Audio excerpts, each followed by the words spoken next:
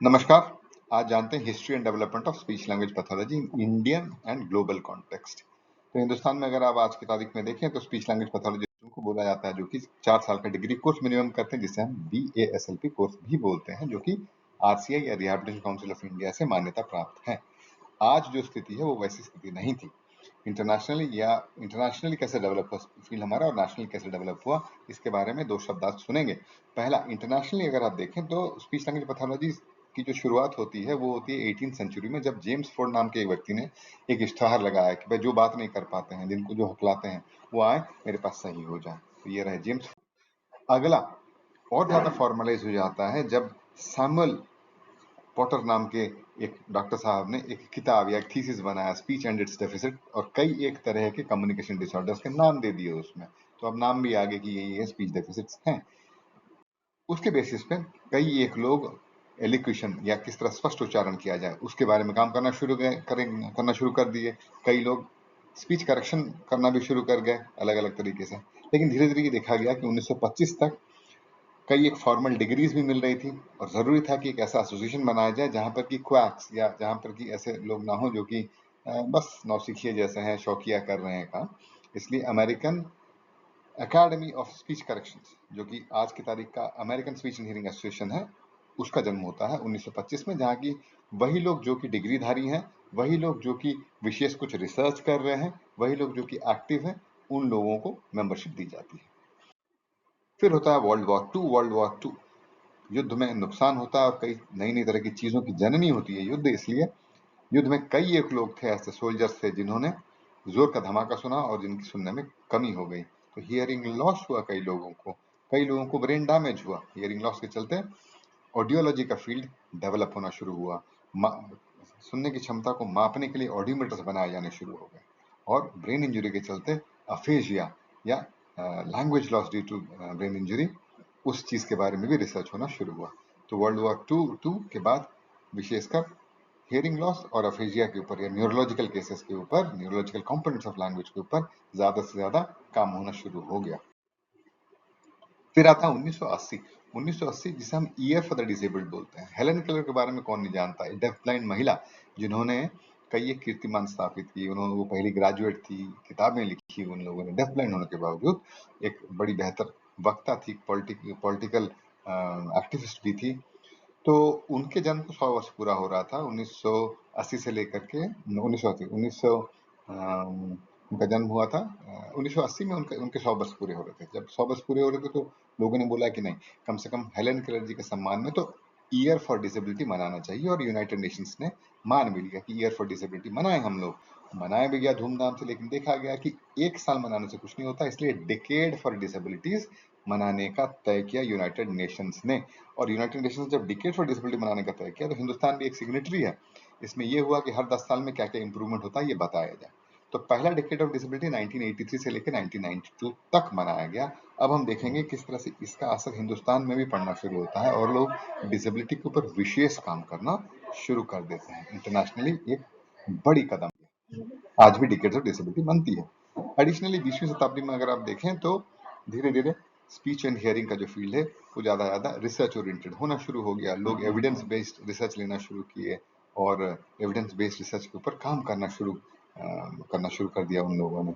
और खास करके 1900 और 2000 की ईस्वी में ये देखा जाना शुरू किया कि स्पीच करेक्शन सिर्फ क्लिनिक के अंदर अगर किया जाए, स्टटरिंग को ठीक कर दिया हमने, मिस आर्टिकुलेशन को ठीक कर दिया, वॉइस को ठीक कर दिया, या किसी एक लैंग्वेज का कुछ स्ट्रक्चर ठीक कर दिए, काफी नहीं होता। हमें लैंग्वेज को या भाषा को एक प्रैग्मेटिक कॉन्टेक्स्ट में देखना चाहिए, यानी कि एक व्यवहारिक रूपरेखा में देखना चाहिए, जहाँ की भाषा किस तरह से व्यवहार में लाई जाती है समाज में, उसके ऊपर ध्यान दिया जाए और उसके ऊपर काम किया जाए। तो काम किया जाना शुरू हो गया। हिंदुस्तान में अगर देखें तो 1960 में दो व्यक्ति जो यहाँ दिख रहे हैं, पहले प्रोफेसर रत्ना और दूसरे प्रोफेसर ओझा, यहाँ बीच में ऋतिक रोशन के दाहिनी तरफ जो खड़े हैं या बीच में जो खड़े हैं प्रोफेसर ओझा, जिन्होंने ऋतिक रोशन की स्टटरिंग को भी ठीक किया था। ये दोनों व्यक्ति अमेरिका से आते हैं पढ़कर, और प्रोफेसर रत्ना अपना क्लिनिक खोलते हैं, और साथ ही साथ प्रोफेसर ओझा जो होते हैं वो पहला ट्रेनिंग प्रोग्राम खोलते हैं जो कि इंडिया और एशिया में पहला training program Nair hospital Bombay में 1966 में खोलते हैं, जो कि bachelor science in speech and hearing program होता है, जहाँ की पढ़ाई शुरू होती है। तो प्रोफेसर रत्ना को तो father of speech and hearing भी बोला जाता है। इनके नाम पे ओरेशन अवार्ड है, प्रोफेसर ओझा के नाम पे भी ओरेशन अवार्ड, दोनों मेरे टीचर रह चुके हैं। तो इन्होंने काम शुरू किया और अच्छी खासी स्ट्रगल की इन लोगों ने, ताकि हमारा फील्ड आगे बढ़ सके। 1966 में महाराजा ऑफ मैसूर के घर में शायद कोई एक दिव्यांग व्यक्ति था, और उन्होंने बोला कि ठीक है, मैं एक जमीन देता हूँ जहां पर कि स्पीच एंड हियरिंग का एक इंस्टीट्यूट बनाया जाए। साथ ही साथ डॉक्टर मार्टिन एफ पामर, जो कि एक renowned speech language pathologist America से हैं, वो भी आए हुए थे, वो भी मिल जाते हैं और दोनों मिलकर speech and hearing institution, all India institute of speech and hearing institution Aish की स्थापना करते हैं 1966 में, जो कि एक ऑटोनोमस बॉडी है, funded by the ministry of health and family welfare, government of India. आज अगर देखें तो कई एक कोर्सेज चलते हैं आयुष में, विशाल का है, मक्का बोला जाता है स्पीच इंजीनियरिंग का आयुष में। मैंने बताया था आपको 1980 में डेकेड फॉर डिसेबिलिटी, 1980 में ईयर फॉर डिसेबिलिटी मनाने की बात की गई, और फिर डेकेड ऑफ डिसेबिलिटीज। तो आप देखिए कैसे असर आना शुरू करता है हिंदुस्तान में। हिंदुस्तान भी सिग्नेटरी है। तो 1983 में दूसरा गवर्नमेंट इंस्टीट्यूट खुलता है, Ali version national institute for speech and hearing disabilities, AIJ-NISHD, जो कि मुंबई में शुरू होता है। और आज की तारीख में अंडर ग्रेजुएट, पोस्ट ग्रेजुएट और PhD प्रोग्राम्स भी चलते हैं। डॉक्टर सुमन कुमार आज उनके उस इंस्टीट्यूशन के डायरेक्टर हैं, वहाँ का मैं भी पढ़ा हुआ हूँ, एलुमनाई। इस तरह से अगर आप देखें ना, और एक चीज खास, जब मैं पढ़ता था तो मेरा कोर्स लगभग मैंने जो अपना bachelors in speech and hearing किया है वो 1992, 93, 93, 94, 95 में किया था। 3 साल का कोर्स था, आज की तारीख में 4 साल का कोर्स है। तो उस समय 3 साल का कोर्स हुआ करता था, जिसका नाम था BSc ASR, bachelors in speech and hearing audiology speech rehabilitation. Nomenclature भी चेंज हुए हैं, नंबर ऑफ ईयर्स भी चेंज हुए हैं, पहले 3 साल का था, अभी 4 साल का है। उस समय क्या था, जो ये डिसेबिलिटी था वो वेलफेयर मिनिस्ट्री के अंडर था, यानी कि मिनिस्ट्री ऑफ वेलफेयर था, जिसमें कि डिसेबिलिटी को टेकअप किया आता था। यानी कि वेलफेयर यानी कि दान दक्षिणा के ऊपर, या आपको वेलफेयर चैप्टर था। 1995-94 के दौरान ये शिफ्ट हुआ ministry of social justice and empowerment, एक बड़ी लीप आई, जहाँ की मिनिस्ट्री चेंज होता है। मिनिस्ट्री चेंज होने से क्या फर्क पड़ जाता है? मिनिस्ट्री चेंज होने से ये फर्क पड़ जाता है कि अब ये एक सामाजिक अधिकार बन गया, सोशल जस्टिस एंड एम्पावरमेंट। अब ये दान दक्षिणा वाला चीज नहीं है वेलफेयर के जैसा। अब हक है एक दिव्यांग व्यक्ति को कि वो समाज का एक हिस्सा बन सके, समाज में कंट्रीब्यूट कर सके, और कई एक सुविधाएं हो उसके लिए समाज में। तो ये मिनिस्ट्री का जो चेंज होना भी एक बड़ा चेंज है इंडिया में डिसेबिलिटी को लेके। जैसे मैंने बताया आपको 1982 में अलीवर जंग शुरू होता है, फिर उसके बाद कोर्सेज चलते हैं, कई कोर्सेज कई जगह चल रहे हैं, हर किसी का अपना अपना स्टैंडर्ड है।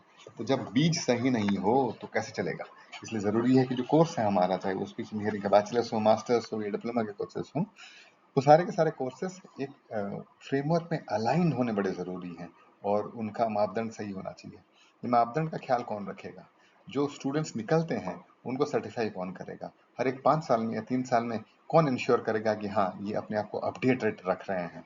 ये सारी चीजों को देखने के लिए एक rehabilitation of council of India है, और वो rehabilitation council of India RCI act एक पारित करता है, जो कि 1992 में पारित करता है। तो rehabilitation council of India RCI was set up as a registered society in 1986, but it was passed as an act of parliament in 1992. एक statutory body है which regulates and standardizes training courses of rehabilitation professionals and recognizes institutions running such courses. Maintains a CRR register. Remember, एक CRR register एक central rehabilitation register होता है। आप जब अपनी course पूरी करेंगे तो आपको एक CRR नंबर लेना पड़ेगा।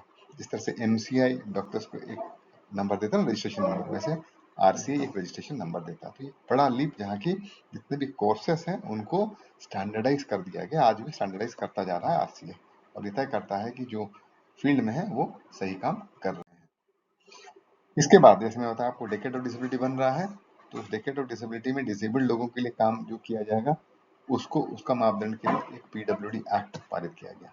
PWD act 1995, person with disability act, equal opportunity protection of rights full participation act 1995।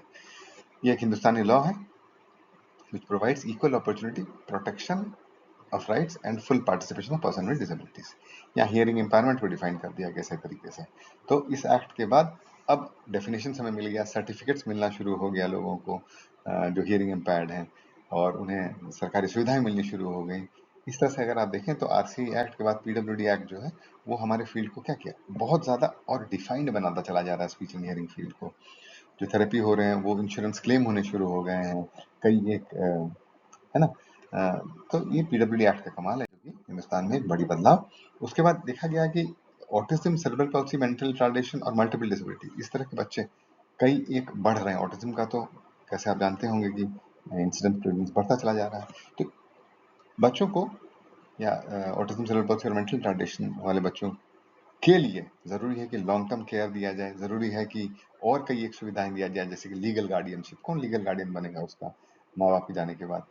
तो उसके लिए एक नेशनल ट्रस्ट एक्ट 1999 में बना। तो ये दूसरा बुनियादी चेंज। इसके होने से स्पीच एंड हियरिंग में क्या फर्क पड़ गया? इसके होने से स्पीच एंड हियरिंग में ये फर्क पड़ गया कि हमारा फील्ड कैसे इवॉल्व कर गया कि अब ऑटिज्म या सेरेब्रल पॉल्सी या मेंटल रिटार्डेशन के लिए जरूरी है कि बाकी के प्रोफेशंस भी रोल पे आए। तो जो स्पेशल एजुकेटर है, क्लिनिकल साइकोलॉजिस्ट है, ऑक्यूपेशनल थेरेपिस्ट है, फिजियोथेरेपिस्ट है, ये भी अपना काम करना शुरू कर गए और स्पीच लैंग्वेज पैथोलॉजिस्ट इनके साथ मिलकर काम करना शुरू कर गए। इस तरह एक इंटरडिसिप्लिनरी कोर्स ऑफ एक्शन, एक मल्टीडिसिप्लिनरी कोर्स ऑफ एक्शन बढ़ा। और स्पीच लैंग्वेज पैथोलॉजी सिर्फ अब एक सिंगल प्रोफेशन के जैसा नहीं हुआ, या यूनिडिसिप्लिनरी प्रोफेशन के जैसा काम करना नहीं शुरू किया, मल्टी डिसिप्लिनरी आउटलुक बढ़ना शुरू किया इस नेशनल ट्रस्ट एक्ट के बाद। उसके बाद इंटरनेशनली एक मेजर चेंज आया, UNCRPD, United Nation Convention for the Rights of Person with Disability. एक बड़ी पहल यूनाइटेड नेशंस के द्वारा, जहाँ की कई एक डिफाइनिंग प्रिंसिपल्स दे दिए गए कि पर्सन विद डिसेबिलिटी को किस तरह से ट्रीट किया जाए, उनको खुद में उन उनका इंडिपेंडेंस, उनकी जो कैपेबिलिटीज है उनको कैसे ग्रूम किया जाए, उनको एक सेकंड क्लास सिटीजन जैसा कैसे ना देखा जाए, कैसे समाज में परिवर्तन किया जाए ताकि समाज इंक्लूसिव हो जाए। ये तमाम तरह की चीजें आनी शुरू हो गई। तो मेडिकल मॉडल से एक पक्का सोशल मॉडल, एक इंक्लूजन मॉडल की तरफ एक शिफ्ट है, जो कि अच्छा खासा दिखता है हमारे अगले एक्ट में, जो है आरपीडब्ल्यूडी एक्ट या rights of Person with disability act 2016 में। 2016 में जब ये एक्ट आता है आरपीडब्ल्यूडी एक्ट, इसमें और कई एक डिसेबिलिटी जुड़ जाते हैं, जैसे कि स्पीच लैंग्वेज डिसेबिलिटी। इनको एक अलग कैटेगरी बोली जाता है, स्पेसिफिक लर्निंग डिसेबिलिटी को एक अलग कैटेगरी बोला जाता है, डेफ ब्लाइंडनेस को अलग कैटेगरी बोला जाता है, मल्टीपल डिसेबिलिटी को अलग कैटेगरी बोला जाता है, क्रॉनिक न्यूरोलॉजिकल कंडीशंस उसको एक अलग कैटेगरी बोला जाता है।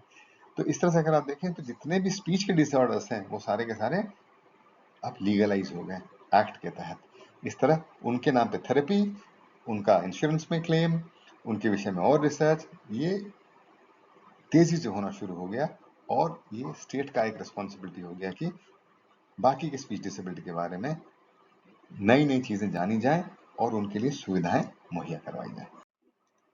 आज की तारीख में अगर आप देखें तो लगभग 77 कॉलेज हैं जो कि स्पीच एंड हियरिंग के बैचलर्स डिग्री प्रोग्राम देते हैं, 25 कॉलेज हैं जो कि मास्टर डिग्री का प्रोग्राम देते हैं, post graduate degree program in audiology, 26 college हैं जो कि स्पीच लैंग्वेज पैथोलॉजी के का पोस्ट ग्रेजुएशन डिग्री प्रोग्राम देते हैं, और कई पीएचडी प्रोग्राम भी चलते हैं जो कि हम आप करते हैं। हमारा अपना एक एसोसिएशन है जिसे हम Indian speech and hearing association बोलते हैं, जिसमें कि लगभग 5,000 से ज्यादा मेंबर्स हैं जो कि स्पीच लैंग्वेज पैथोलॉजिस्ट, ऑडियोलॉजिस्ट हैं। और इस ऑर्गेनाइजेशन का काम क्या है, कैसे स्पीच एंड हियरिंग प्रोफेशन को आगे से आगे बढ़ाया जाए, किस तरह से उनको सेफगार्ड किया जाए, नई नई तरह की जो भी उपलब्धियां हो रही हैं या नई नई तरह के रिसर्च जो हो रहे हैं उनको कैसे कोलेट किया जाए, ये तमाम तरह की चीजें की जाती हैं एनुअल कन्वेंशन में। हाल फिलहाल का जो एनुअल कन्वेंशन हुआ वो हुआ बिहार में और हर साल होता है। तो आप सब जरूर speech and hearing association, Indian speech and hearing association के कॉन्फ्रेंस में आए और जाने के नया नया क्या स्पीच लैंग्वेज पैथोलॉजी में हो रहा है। This was the evolution of speech language pathology as a profession in India. उम्मीद करता हूँ कि आप सबको समझ में आया। बहुत बहुत धन्यवाद।